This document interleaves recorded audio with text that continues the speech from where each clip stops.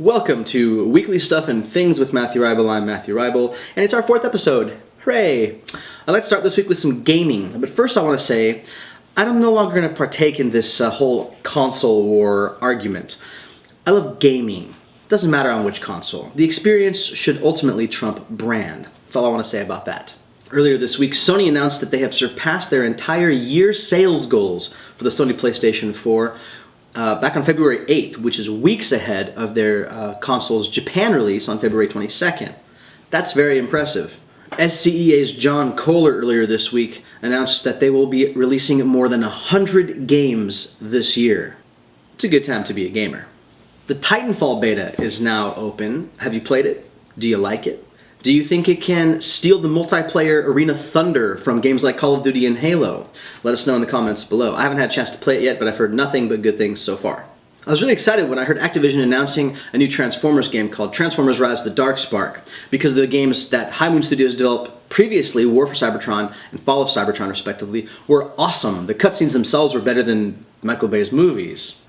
And then they went full stupid, and they announced that High Moon is not going to be developing this game, which is Strike 1. Strike 2 is it's going to be a tie-in game, tying together the universes of Fall of Cybertron and War for Cybertron with Michael Bay's movie universe. Why? Check out this amazing PC case mod by Japanese designer Hiroto Ikeuchi. You could say he's a very detail-oriented Oriental. No? That's not racist.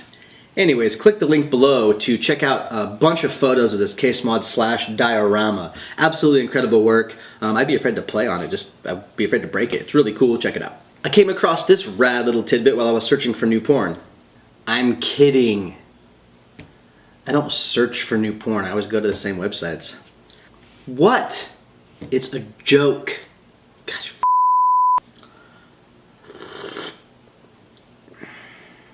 Anywho, Spike Aerospace is developing the first supersonic private jet, and it's ditching the windows. Obviously this will make the fuselage more sturdy, etc., but you won't be able to see outside, right? Wrong. Because on the outside of the fuselage are going to be mounted tons of tiny little high-definition cameras. On the inside of the airplane, there's going to be, as you can see here, a very long high-definition display that will run the length of the fuselage, and the cameras on the outside will stream live footage from outside the plane to the inside screens, providing a panoramic, unobstructed view of the outside. Individual sections can be darkened if you're getting a little queasy or freaked out, but tell me that isn't really freaking sweet. There's a link below to the full article on Wired magazine's website, and if you don't read Wired, you might not know this, but it's like one of the most rad, awesome, totally tubular magazines of all time, and you should totally read it.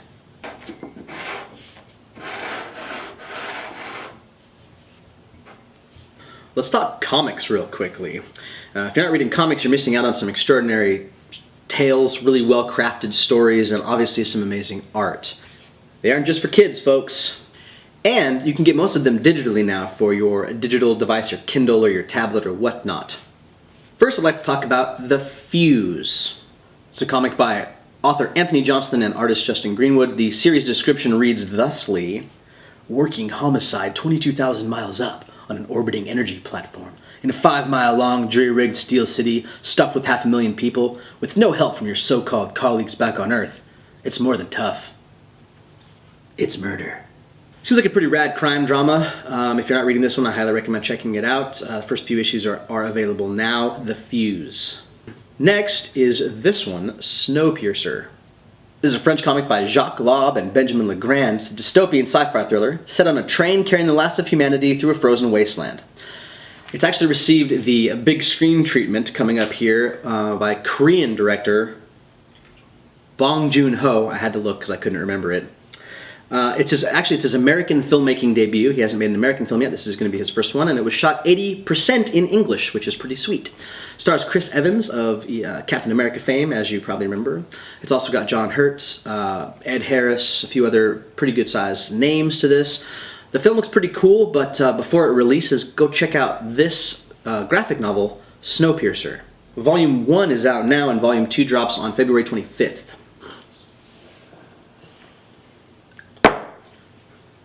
And finally, for all my brown coats out there, you're definitely going to want to pick this one up, Serenity Leaves on the Wind, Volume 1 by Dark Horse Comics, and written by Joss's brother, Zach Whedon. The story takes place after the events in the film Serenity. What happens? I don't know. I haven't read it yet. You should totally check it out, though. Have you ever wondered how companies like, say, Criterion restore classic films and get them looking all amazeballs for Blu-ray release? Well, then click the link below and watch this really cool short documentary on how Criterion actually goes about the process of restoring old films. It's really impressive and super neato. You should totally check it out. Switching to film now, I'd like to talk about movie trailers really quickly. Trailers these days tend to give away too much of the plot, as we all know. It feels like you've seen the whole movie if you've seen the trailer. But not all trailers. This trailer, for instance, is a perfect example of what a trailer should be. Trailer for Tom Hardy's new movie, Locke. It's about... I don't really know what it's about, actually, and that's what makes the trailer so awesome. My interest is piqued. Check out the link below. Tea. Earl Grey. Hot. Bitches. I think you should check out the trailer for Drive Hard, not because the movie necessarily looks very good, but John Cusack in the trailer reminds me of the John Cusack in Grosse Point Blank. If you recall that movie, then first of all, you're awesome, and that movie is awesome. Meaty, meaty, meaty popcorn. Dan Aykroyd, awesome movie. It kind of looks like it might be John Cusack in that vein, so check out this trailer, let me know what you thought. Of course, if you haven't seen it, make sure you check out the new trailer for Marvel/Disney's Guardians of the Galaxy, starring Chris Pratt. That man's all over the place, man. Lego movie, this, he's going to be doing, he's the lead in the Jurassic Park trilogy that's coming out, Jurassic World, so that's pretty exciting. But this is a cool looking trailer. I'm excited for this movie. It looks a little fun, it looks a little ridiculous, so definitely check that out if you haven't seen it.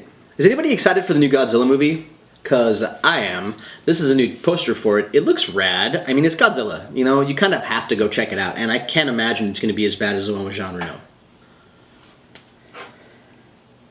And that is it for this week, folks. Remember, all the links for the things I spoke about this week are below. If you're on YouTube, in the show description, click through on those. If you're watching on Facebook, click through to YouTube. Check it out on Facebook as well, facebook.com/weeklystuffandthings. You can follow me on Twitter @RuybalRants. And yeah, I think that's pretty much it. Remember, everyone, if life were easy, everyone would be awesome at it. I'll see you next week. We've gone too far. Too far! Anywho, there's a link below to the furry article. There's a link to below Can't Talk Furry Articles. I don't know what I'm saying. God, I think you should check out the trailer for Drive Hard. Not because the movie necessarily looks any good, because it kind of looks ridiculous, but John Cusack in this trailer reminds me of John Cusack in Point Break. Not Point Break. Point Blank. Grosse Point Blank. I can't speak about words and things today. Yay!